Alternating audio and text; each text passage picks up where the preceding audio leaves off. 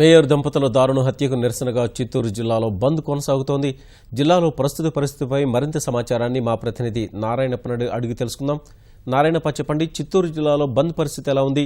Mayor దంపతుల హత్యపై దర్యాప్తు ఎలా సాగుతోంది?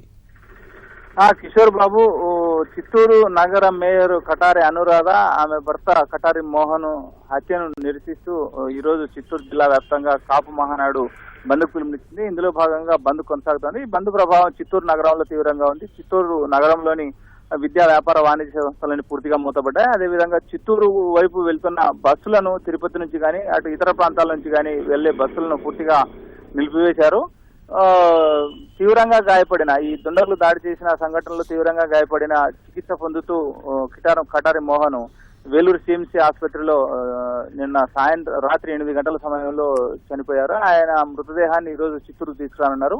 అదేవిధంగా సంఘటనా స్థలంలోనే ప్రాణాలు కోల్పోయిన మేయర్ అనురాధ మృతదేహానికి కొద్దిసేపటి క్రితమే చిత్తూరు ప్రభుత్వ ఆసుపత్రిలో శవ పరీక్షలు నిర్వహించారు. అనంతరం బంధువులకు అప్పగించనున్నారు. ఈ రోజు సాయంత్రం ఈ మేయర్ దంపతుల అంత్యక్రియలు జరిగే అవకాశం ఉండడంతో చిత్తూరు నగరంలో భారీగా పోలీసులను మోహరించారు. మరోవైపు మధ్యాహ్నం 1 గంట తర్వాత ముఖ్యమంత్రి చంద్రబాబు నాయుడు చిత్తూరు మేయర్ దంపతుల అంత్యక్రియలకు హాజరయ్యే అవకాశం ఉండడంతో కూడా పోలీసులు అప్రమత్తమయ్యారు.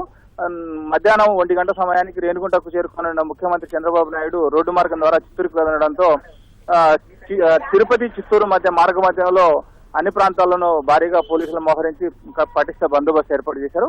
ప్రధానంగా ఈ హత్యకు సంబంధించి 2 కోణాల్లో పోలీసులు దర్యాప్తు చేస్తున్నారు.